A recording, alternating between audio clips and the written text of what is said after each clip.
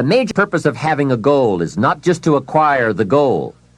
The major reason for setting goals is to compel yourself to become the person it takes to achieve them. In other words, attaining the goal is of secondary importance.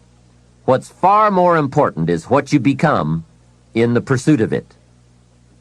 The greatest value in becoming a millionaire, for example, is not the $1 million.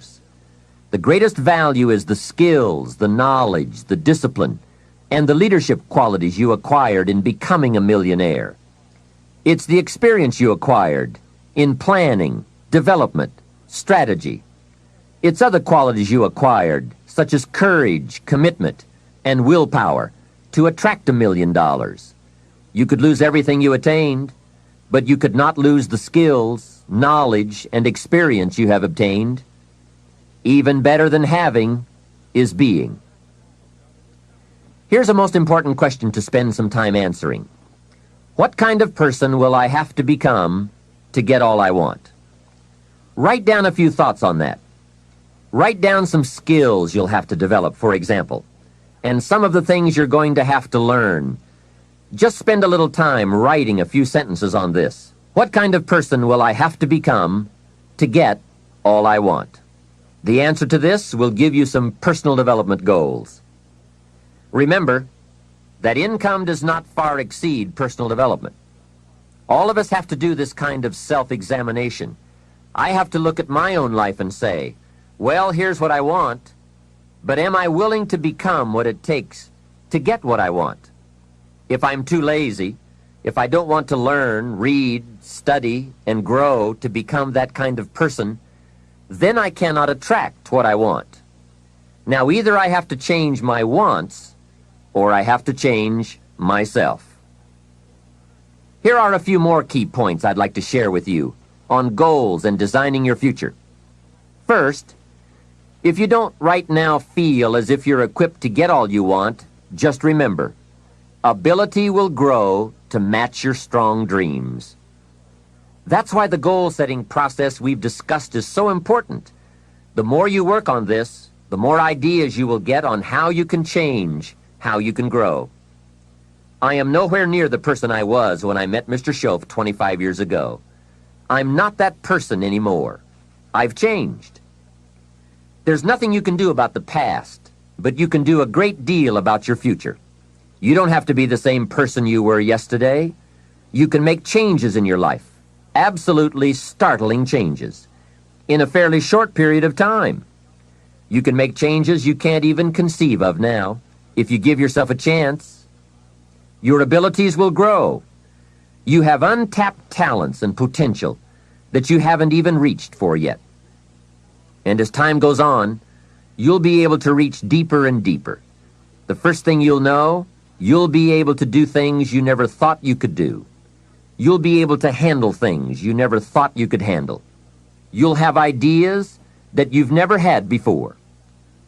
All of this is sparked by the goal-setting process.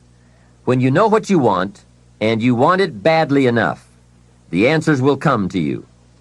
I can't tell you why it works. All I know is, it works. Give yourself a chance to become all you can become and to accomplish all you can accomplish. Let me give you a Bible philosophy that teaches how to get whatever you want.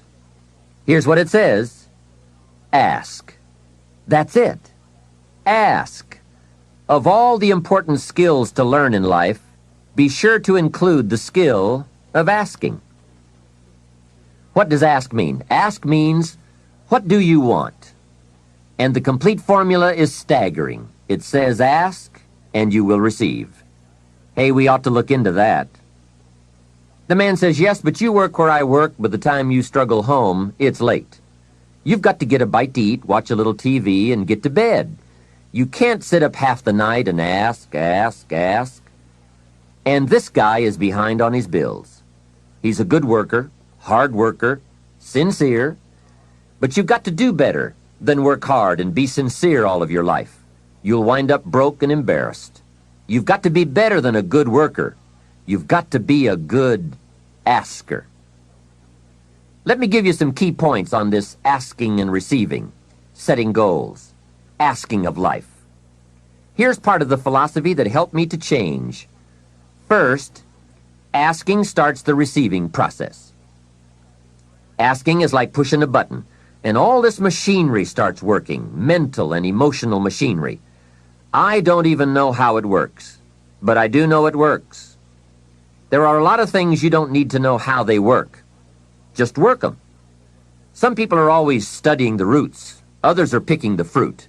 It all depends on what end of it you want in on. So asking is the beginning of receiving. Second, receiving is not the problem. You don't have to work on receiving. It's automatic. So if receiving is not the problem, what is the problem? It's failing to ask. The man says, I see it now. I got up every day this year and hit it hard, but nowhere in my house is there a list of what I want from my life. Can you see? Good worker, poor asker. Third, receiving is like the ocean. There's plenty, especially in this country. It's like an ocean here. Here, success is not in short supply. It isn't rationed so that when you step up to the window, it's all gone. No, no. Well, if that's true, what is the problem? Well, the problem is some people go to the ocean with a teaspoon. Have you got the picture? A teaspoon.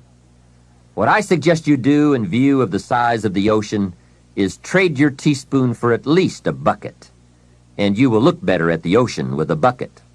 Kids won't make fun of you. Now, here's something else to remember about asking. There are two ways to ask. One is ask with intelligence. It didn't say ask intelligently, but I'm sure it meant that. Don't mumble. You won't get anything by mumbling.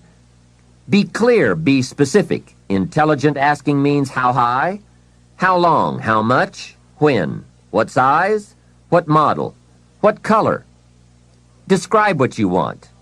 Define it. Remember, well-defined goals are like magnets. The better you define them, the stronger they pull. And give your goals purpose. Answer both questions. What do I want? That's the object. And the second question, what for? That's purpose. Purpose is stronger than object. What you want is powerful and it will pull, but what you want it for is more powerful. Here's the second way to ask. Ask with faith. Faith is the childish part.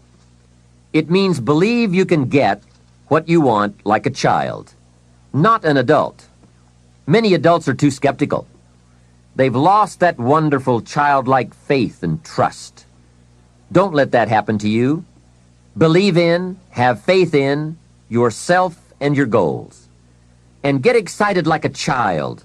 Childlike enthusiasm. Nothing can beat it. Kids think they can do anything. How exciting. They hate to go to bed at night and can't wait to get up in the morning. Develop that kind of enthusiasm toward your life and your goals. And be curious like a child. Kids can ask 1,000 questions. Just when you think they're finished, they come up with 1,000 more. They'll drive you to the brink. But it's really a virtue. Have plenty of curiosity. Ask questions. That's how you learn.